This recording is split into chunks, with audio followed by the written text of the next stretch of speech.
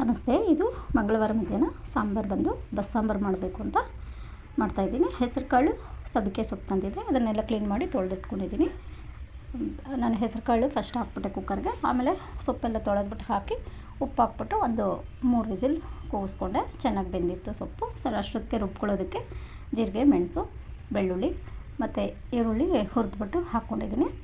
ಸಾಂಬಾರು ಪುಡಿ ಎಷ್ಟು ಬೇಕೋ ಅಷ್ಟು ಖಾರಕ್ಕೆ ತಕ್ಕಂಗೆ ಹಾಕ್ಕೊಂಡಿದ್ದೀನಿ. ಕೊತ್ತಂಬರಿ ಸೊಪ್ಪು ಮತ್ತು ಬೇಯಿಸಿರೋ ಹೆಸರು ಕಾಳು ಸ್ವಲ್ಪ ಹಾಕಿ ಸ್ವಲ್ಪ ಹುಣಸೆಹಣ್ಣು ಹಾಕ್ಕೊಂಡು ನಾನು ರುಬ್ಕೊತಾ ಇದ್ದೀನಿ. ತೆಂಗಿನ ತುರಿನೂ ಸ್ವಲ್ಪ 1-2 ಸ್ಪೂನಷ್ಟು ಹಾಕ್ಕೊಂಡೆ ಅಷ್ಟೇ.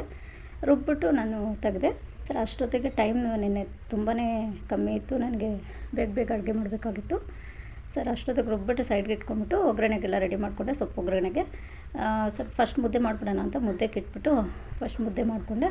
ಆಮೇಲೆ ನಾನು ಸೊಪ್ಪೆಲ್ಲ ಸೋಸ್ಕೊಂಡು ಆ ನೀರಿಗೆ ರುಬ್ಬಿಟ್ಟಿರೋದನ್ನೆಲ್ಲ ಹಾಕ್ಕೊಂಡು, ಹುಳಿ ಕಮ್ಮಿ ಇತ್ತು, ನಾನು ಇನ್ನೂ ಸ್ವಲ್ಪ ಹುಳಿ ಉಪ್ಪು ಎಲ್ಲ ಹಾಕಿ ಚೆನ್ನಾಗಿ ಕುದಿಸ್ಕೊಂಡೆ. ಬಸ್ಸಾಂಬಾರು ರೆಡಿ ಆಯಿತು. ಮುದ್ದೆನೂ ರೆಡಿ ಆಯಿತು. ಸೊಪ್ಪಿಗೆ ನಾನು ಒಗ್ಗರಣೆ ಮಾಡಿಕೊಂಡೆ.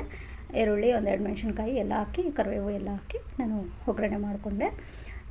ತುಂಬಾ ಚೆನ್ನಾಗಿತ್ತು. ಸಬ್ಬಕ್ಕೆ ಸೊಪ್ಪು ಮತ್ತು ಹೆಸರು ಕಾಳು ಹಾಕಿ ಮಾಡಿರೋದ್ರಿಂದ ಸಾಂಬಾರು ಅಷ್ಟೇ ಟೇಸ್ಟಿಯಾಗಿ ಬಂತು. ತುಂಬಾ ಚೆನ್ನಾಗಿತ್ತು. ಸರಿ, ಸಾಂಬಾರಿಗೆ ಒಗ್ಗರಣೆ ಕೊಟ್ಕೊಂಡೆ. ಒಗ್ಗರಣೆ ರೆಡಿ ಆಯಿತು. ಸೊಪ್ಪು, ಸಾಂಬಾರು ಮತ್ತು ಹೆಸರು ಕಾಳು ಸೊಪ್ಪು ಪಲ್ಯ ಎಲ್ಲ ರೆಡಿ ಆಯಿತು. ಮುದ್ದೆನೂ ರೆಡಿ ಆಯಿತು. ಮೊಸರು ಸ್ವಲ್ಪ ಇಟ್ಟಿದ್ದೀನಿ. ಇದು friends, see you next blog.